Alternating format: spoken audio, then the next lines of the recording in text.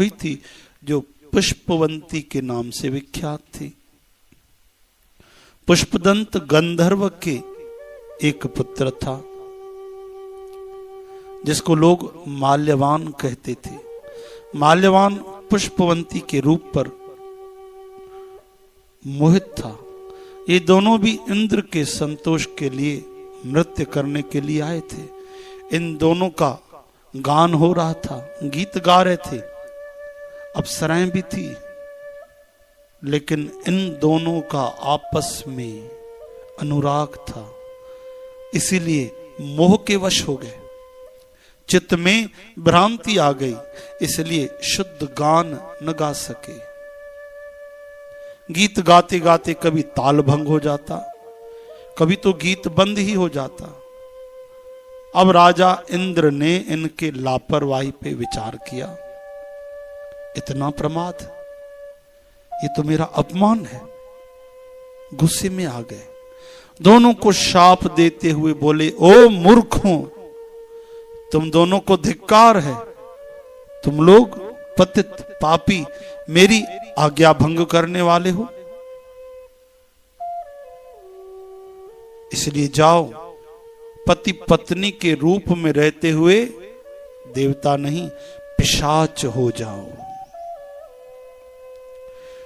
इंद्र के इस तरह शाप देने पर इन दोनों के मन में बड़ा दुख हुआ। वे हिमालय पर्वत पर चले गए। पिशाच योनि को पाकर भयंकर दुख भोगने लगे। शारीरिक पातक से पैदा हुए ताप से पीड़ित होकर दोनों ही पर्वत के गुफाओं में घूमते रहते थे। एक दिन पिशाच ने अपनी पत्नी पिशाची से कहा कि हमने कौन सा पाप किया है जिससे यह पिशाच योनि प्राप्त हुई है। नरक का कष्ट अत्यंत भयंकर है और पिशाच योनि भी बहुत दुख देने वाली है, इसलिए प्रयत्न करके इस पाप से बचना चाहिए। इस तरह चिंता मग्न होकर वे दोनों दुख के कारण सूखते जा रहे थे। दैव योग से उन्हें माघ महीने की एकादशी तिथि प्राप्त हो गई। जया नाम से विख्यात तिथि, जो सब तिथियों में उत्तम है, वो तिथि आई, एकादशी आई। उस दिन उन दोनों ने सब तरह के आहार का त्याग कर दिया, पानी तक नहीं पिया, निर्जल उपवास किया, किसी भी जीव की हिंसा नहीं की, क्योंकि पिशाच तो हिंसा भी करते हैं, खा जाते हैं जीवों को, लेकिन इन्होंने जीव की हिंसा तो छोड़िए, फल तक नहीं खाया, पानी भी नहीं पिया। निरंतर दुख से युक्त होकर एक पीपल के समीप बैठे रहे। सूर्यास्त हो गया, उनके प्राण लेने वाली भयंकर रात उपस्थित हुई। उन्हें नींद नहीं आई, वे रति या कोई भी सुख न पा सके। सूर्योदय हुआ, द्वादशी का दिन आया। अब उन पिशाचों के द्वारा जया के उत्तम व्रत का पालन हो गया और उन्होंने रात में जागरण भी किया था। उस व्रत के प्रभाव से भगवान श्री विष्णु की शक्ति से उन दोनों की पिशाच योनि दूर हो गई। पुष्पवंती माल्यवान अपने पूर्व रूप में आ गए। उनके हृदय में वही पुराना स्नेह उमड़ रहा था। उनके शरीर पर पहले ही जैसे गहने शोभा पा रहे थे। दोनों सुंदर मनोहर रूप धारण करके विमान पर बैठे और स्वर्ग लोक में चले गए। वहां देवराज इंद्र के सामने जाकर दोनों ने बड़ी प्रसन्नता के साथ उन्हें प्रणाम किया। उन्हें इस रूप में उपस्थित देखकर इंद्र को बड़ा अचरज हुआ।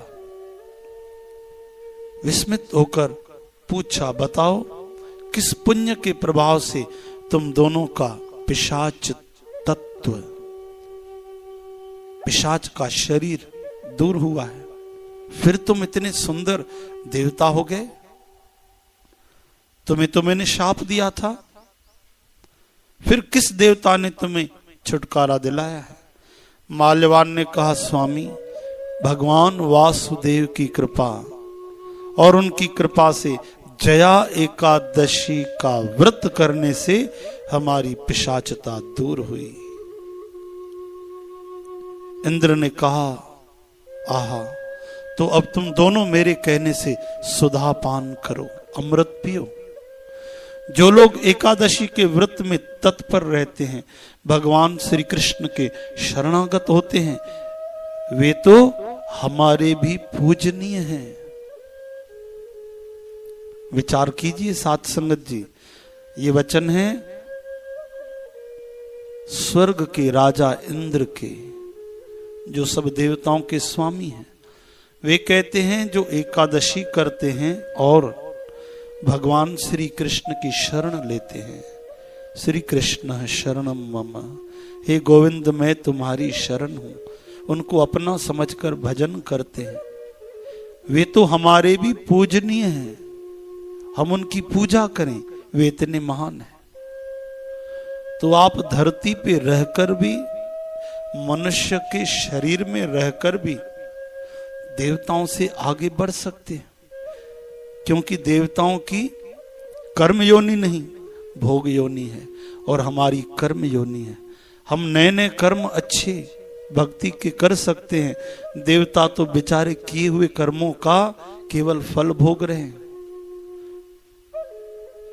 लेकिन उन्होंने इतने अच्छे कर्म किए कि वे स्वर्ग में हैं। हम कैसे कर्म कर रहे हैं, हमें खुद पे नजर डालनी चाहिए, दर्पण देखना चाहिए।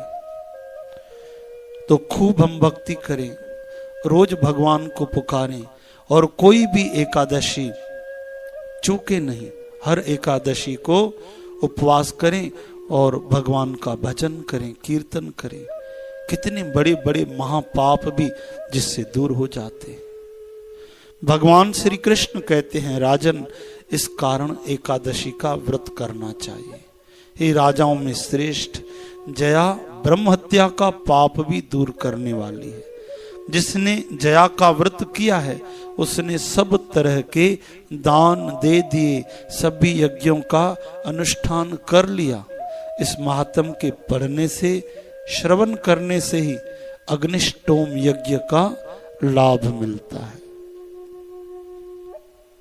केवल पढ़ने से अथवा श्रवण करने से, आपने सुना श्रद्धा से, तो केवल श्रवण करने से आपको अग्निष्टोम यज्ञ, इसका पूर्ण लाभ मिल गया।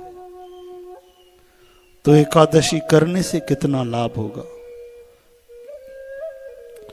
ये वाणी है परमात्मा भगवान श्री कृष्ण की, जिसने दुनिया बनाई। हमें उनके वचनों पे भरोसा रख के भक्ति करनी चाहिए, जीवन सफल करना चाहिए। बोल वृंदावन बिहारी लाल की जय, एकादशी मैया की जय, बाबा भगत राम साहब की जय, जगत गुरु श्री चंद्र भगवान की जय। आयो लाल कयो झूले लाल, जय श्री कृष्ण, जय श्री कृष्ण। साथ संगत जी, ये पवित्र कथा आप भी सुने, सबको सुनाएं और श्री हरि की पवित्र सेवा करें, जीवन धन्य करें, सबको लाभ दिलाएं। और निःशुल्क श्रवण करने के लिए संपर्क करें 9329642139 और 9827903570 पर। धन्यवाद। जय श्री कृष्ण, जय श्री कृष्ण।